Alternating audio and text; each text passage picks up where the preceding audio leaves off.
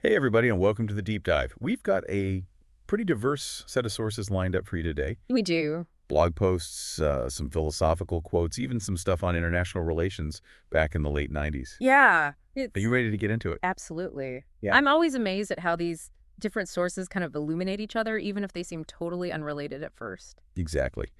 Our mission is to uncover some of those connections, Right. maybe some underlying pressures that influence us, whether it's like our own choices or even like events happening on a global scale. Yeah. We're basically asking, are there forces at play that we don't even realize are there? And if so, how can we become more aware of them? It's going to be a journey. I think by the end of this deep dive, you're going to have a lot of new things to think about, new perspectives. Sounds good to me. Let's get started with something kind of personal. Okay. We found this blog post on the American Philosophical Association website, and the title is No le digas que eres pobre, Oh, wow. which translates to Don't tell them you're poor. Catchy title. It is. The author is getting ready for grad school, Okay. and they get this advice from their mom. All right. Don't tell anyone in academia about your family's financial struggles. Interesting. Makes you wonder why the mom would give that advice. What assumptions or perceptions might be behind that? Right. Is there an unspoken expectation in academia? Hmm. Maybe even a bias towards people from a certain level of privilege or financial security? Yeah. What if you don't fit that mold? Do you risk being judged or even excluded?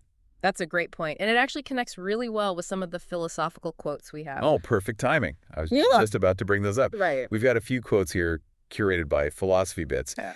and they really get to the core of this whole pressure to conform idea. Yeah. This one is from Dostoevsky's Crime and Punishment. There is nothing in the world more difficult than candor, and nothing easier than flattery. If there's 1/100th of a fraction of a false note to candor, it immediately produces dissonance, and as a result, exposure. But in flattery, even if everything is false down to the last note, it is still pleasant. Wow. Dostoevsky just cut right to the chase there. He's talking about power dynamics and social acceptance, right? Yeah. Flattery, even if it's totally fake, it just makes things easier.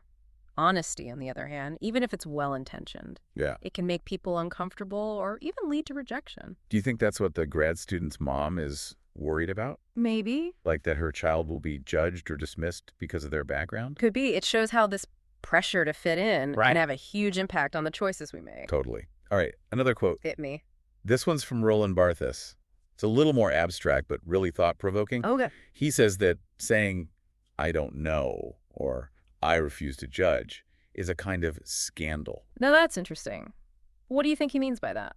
Well, I think he's saying that we're expected to have an opinion on everything. Yeah. Like we're constantly judging and evaluating. Yeah. And if you don't play along, Right. if you say you're not sure or you refuse to judge, Yeah. you become this weird anomaly. You disrupt the social order. And thinking back to the grad student, Right. admitting to financial hardship could be seen as like a scandal, Exactly. not fitting the norm. It's like everyone's supposed to project this image of success, like they have it all figured out, Yeah. even if that's not the reality. Absolutely. And that pressure isn't limited to academia either. It's on social media, at work, even in our personal lives. It's everywhere. Yeah. Have you ever felt that pressure to like downplay parts of yourself or try to present a certain image? Oh, yeah, I think we all have. I think the first step is just recognizing it. Being aware of it. Yeah, those subtle forces that shape our behavior. Then you can start making more genuine choices.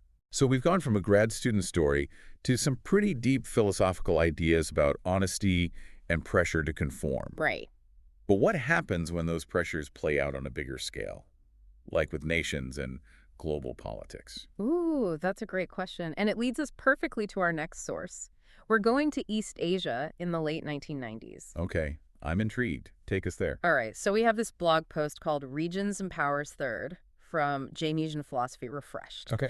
And it's analyzing a book about these things called regional security complexes, and the focus is on East Asia in the late 90s. Why should we care about East Asia in the late 90s? Because it shows how political and economic pressures can really destabilize things even for powerful countries. Okay, give us the highlights. Well, there's the 1997 East Asian financial crisis and the near collapse of Indonesia. It was like a domino effect. Crap. Currencies were plummeting, economies were on the verge of collapse. That sounds kind of familiar, actually. Right. It shows how interconnected the world is. Like Yeah. one region's problems can affect everyone. So what happened with Indonesia? Did it actually collapse? It was really close. The author says there was a lot of concern that Indonesia would break up into smaller countries. They have a lot of different ethnicities and cultures. A real breakup scenario. Yeah, luckily they pulled through. They transitioned to a multi-party democracy and held the country together. But those pressures were very real. Makes you wonder what other countries might be facing similar situations today. Right, where are the hidden cracks we're not seeing? So back to East Asia. Yeah, the blog post also mentions China in the late 90s. Okay. The authors of the book, they predicted that China's blend of market communism and this thing called mock politic wouldn't last. Okay, hold on. You're going to have to break down mock politics for me. It basically means power politics. Okay. Think hard power, military strength, assertive diplomacy. It's a term that goes back to Bismarck's Germany when they were unifying and expanding rapidly. So the authors didn't think China could combine this hard power approach with a more open market. Exactly. They saw it as a contradiction, an unstable mix that could lead to internal conflicts and maybe even separatist movements. So were they right? Did it all fall apart? Well, this is where things get really interesting. From where we are now in 2025, we know that China has held it together. They've been through a lot. But the tension between economic openness and political control is still there. They're walking a tightrope. A very good analogy. And this idea of navigating competing goals, of making tough trade-offs, that takes us right to our next source. Another crisis brewing somewhere. Not a crisis, but a dilemma for sure. This next blog post is also from Jangian Philosophy Refreshed. It's called A Question and Answer from Quora. Okay. The author is answering a question about whether Democrats get the whole purpose of tariffs. Tariffs. Always a hot topic. What do they say? Well, they start by saying that even the idea of the purpose of tariffs is debatable. Tariffs could be used to replace imports to make money for the government or as bargaining chips in trade deals with other countries. Yeah, that makes sense. But can't you use them for all of that at the same time? That's where the trade-offs come in. The author says these different goals can clash with each other. Right. For example, if you use tariffs to get leverage in a trade deal and then you lower them as part of the deal, you lose out on the potential income and the benefits of replacing imports. It's like a strategy game. Exactly. You got to choose your moves carefully. Prioritize. The author uses this whole tariff thing to talk about a bigger point about political discourse. Okay. They say that both Democrats and Republicans can oversimplify the issue. Yeah. They focus on one aspect of tariffs while ignoring the others. So no one's really having a productive conversation. Exactly. And I think this idea of trade-offs, of having to choose between different goals, it's something we all experience in our own lives. Oh, yeah. All the time.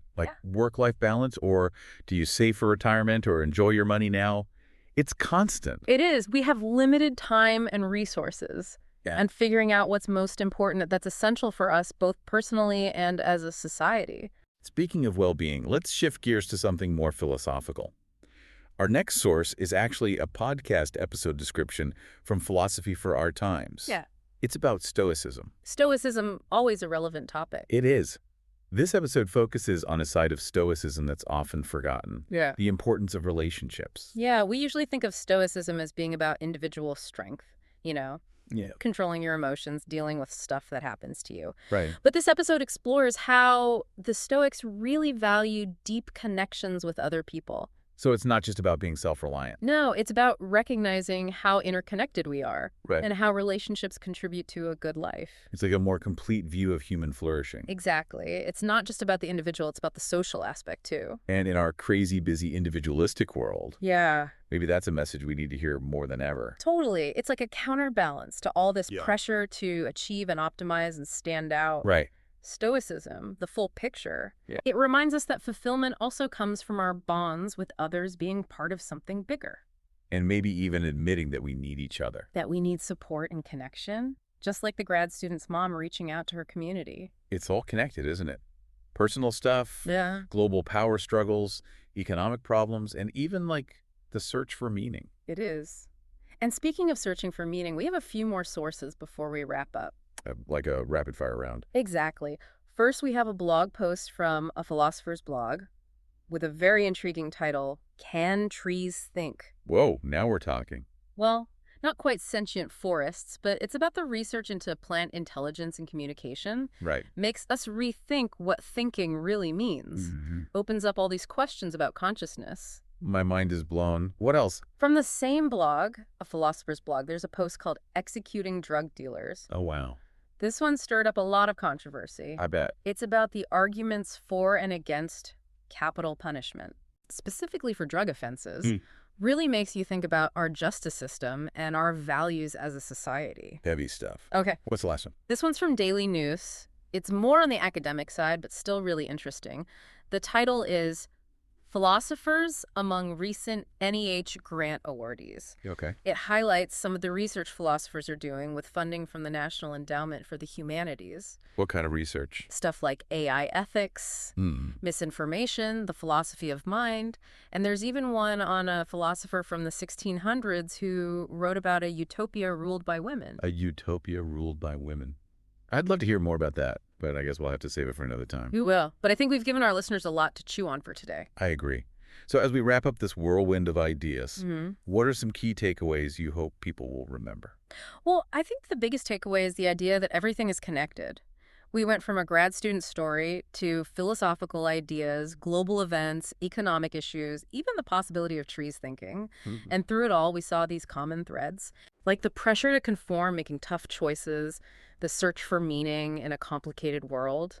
It's a reminder that even our own personal worries, Right. they could be linked to bigger social and political and even global forces. Exactly. And I also think it's important to remember the value of critical thinking. The sources we've talked about today, they offer different points of view, sometimes conflicting ones. Yeah. But by engaging with these ideas, Right. questioning assumptions, considering different angles, Wow. we can develop a deeper understanding of the world and our place in it. It's like we're giving our listeners a toolkit for navigating all this complexity, Absolutely. making sense of all the information and opinions out there. Hopefully this deep dive has made them more curious and encouraged them to keep learning. I think it has. Yeah. So to our listener out there, thank you for joining us on this intellectual adventure. Take these ideas and run with them. Keep questioning, keep exploring, keep pushing the boundaries of your own understanding. And remember, this is just the beginning. There's a whole world of knowledge out there waiting to be discovered. Until next time, happy learning. Wow. It's amazing how much we've covered. I know, right? From that grad student to international relations to Yeah. even thinking about whether trees can think. Yeah. It makes you realize how much is going on under the It surface. really does. All these connections and hidden influences. And that brings us back to our original question. Yeah. Are there these hidden pressures shaping our lives and the world? I think the answer is pretty clear. Yeah, I think so too. We've seen it everywhere. Yeah. The grad student facing those unspoken expectations in academia, the philosophical quotes about the struggle to be authentic, even those countries trying to balance conflicting goals. It's this constant tension Right. between being true to yourself and the pressure to conform, to fit in, to follow the rules. And how do you navigate that? How do you balance being yourself with the need for acceptance or the realities of global politics? That's the big question. And I don't think there's an easy answer. But maybe if we become more aware of these pressures, if we understand the forces at work, then we can start making more deliberate choices. So awareness is key. I think so. Once we see those hidden pressures, then we can question them. Are these expectations even valid? Are these rules helping us, or are they holding us back? And maybe by questioning them, we can create space for more genuine ways of living and interacting with the world. Exactly. And maybe that's where that forgotten side of Stoicism comes in. You mean the part about relationships? Yeah, remember, it's not just about individual strength. It's also about cultivating those deep connections with others. Connections that give you support and maybe even the courage to challenge the status quo. Exactly. Maybe it's in those real, authentic relationships Yeah. where we feel truly seen and understood. Right. That's where we find the strength to be ourselves, to break free from those limiting expectations. It's a beautiful thought. It is. It reminds us that even in a world that feels chaotic and overwhelming, there's hope. There's potential for growth, for connection, for meaning. And that potential is within each of us. Exactly. And that's what I hope our listeners will remember from this deep dive, that even with all these hidden pressures, we have the power to choose, to challenge, to create. We have the power to shape our lives and even in some small way to shape the world. That's a powerful thought. And on that note, I think it's time to wrap up this incredible exploration of ideas. I agree.